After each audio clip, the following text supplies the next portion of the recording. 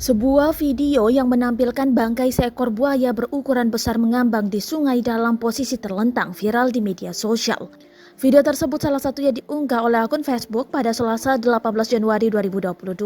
Buaya mati di sungai Mentaya Sampit, Kotim, Kalteng. Demikian keterangan yang dituliskan pemilik akun. Pengunggah juga membagikan satu video lagi yang menggambarkan bangkai buaya tersebut terdampar di tepian sungai. Dari informasi pada narasi, bangkai buaya hanyut berada di Sungai Mentaya, Sampit, Kabupaten Kota Waringin Timur atau Kotim, Kalimantan Tengah. Komandan Balai Konservasi Sumber Daya Alam BKSDA Pos Jaga Sampit Muriansyah membenarkan adanya bangkai buaya hanyut tersebut.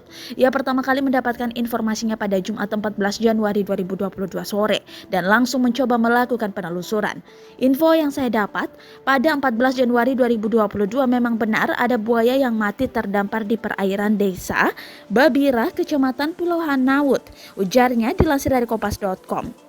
Bangkai predator itu sempat dibawa ke pinggir sungai oleh warga menggunakan motoris klotok, penyeberangan atau perahu.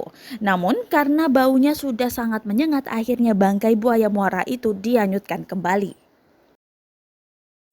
Guys, buaya guys, mati guys, luar biasa, gonolnya. Guys.